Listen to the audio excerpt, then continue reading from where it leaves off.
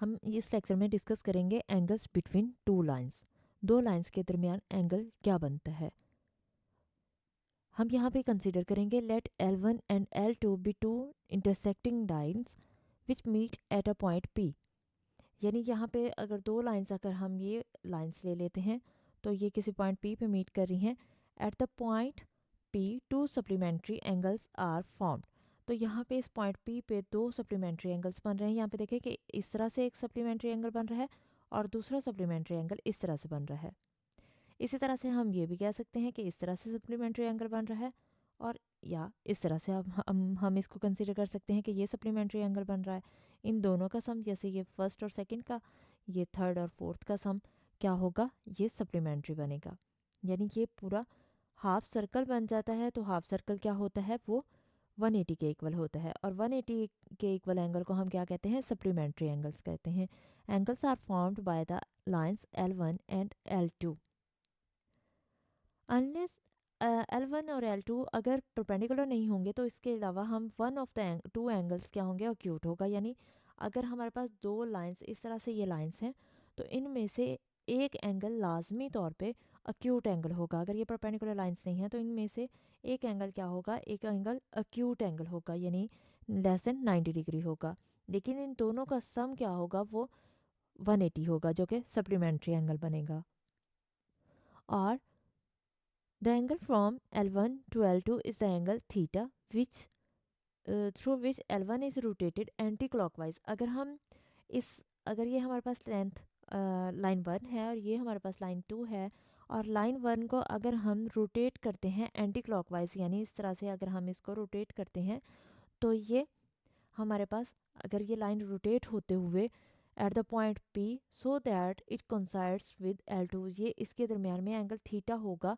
कोई ये जो एंगल यहाँ पे बन रहा है, ये एंगल थीटा होगा जब तक कि ये लाइन L1 रोटेट करते करते, यहाँ पे अगर हम इसको रोटेट इस तरह से करते जाएं और ये इस L2 के ऊपर ना आ जाए, तब तक इसमें जो एंगल बनेगा वो एंगल क्या होगा, वो एंगल थीटा होगा।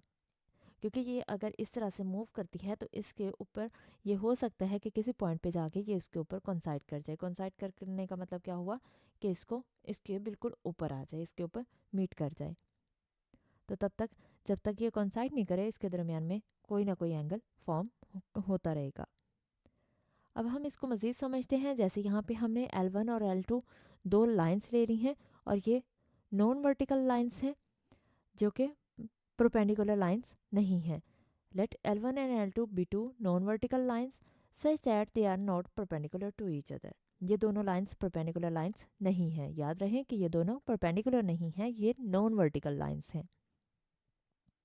और स्लोप, अगर इनके दरमियान में हमें स्लोप भी दी गई हो, जैसे M1 L1 की स्लोप है और M2 स्लोप L2 की है, slopes of L1 and L2 respectively का मतलब होता है कि L1 के लिए हम पहले ही स्लोप यूज़ करेंगे, M1 यूज़ करेंगे, और L2 बाद में आ रहा है तो इसलिए इसमें M2 यूज़ करेंगे, इसके लिए L2 के लिए।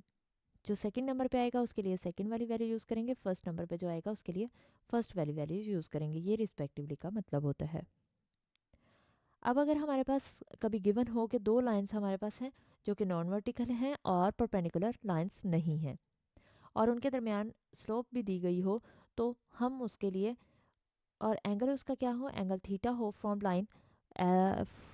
लाइन L1 टू L2, तो फिर हम इसके लिए कंडीशन क्या यूज़ करते हैं, टेन थीटा हम यूज़ करते हैं। Tan theta is equal to M2 minus M1 over, यानी ये एंगल फाइंड करना हो अगर हमें, तो tan theta is equal to M2 minus M1 over 1 minus M1 M2।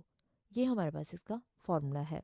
किसी भी दो लाइंस का इक्वेशन, अगर दो लाइंस के लिए थीटा हमें फाइंड करना हो, इनके बिटवीन एंगल फाइंड करना हो, जैसे ये अल्फ़ा है इस तरह से और ये अल्फ़ा यहाँ पे इस तरह से होगा, तो ये हमें थीटा एंगल फाइंड करना हो, तो इनकी स्लोप्स हमें दी गई हैं। जैसे इसकी स्लोप M1 है और सेकंड की स्लोप M2 है, तो इसके लिए हम फॉर्मूला यूज़ करेंगे tan theta is equal to M2 minus M1 over 1 minus M1 M2। तो ये हमारे पास इसका सोल्यूशन था।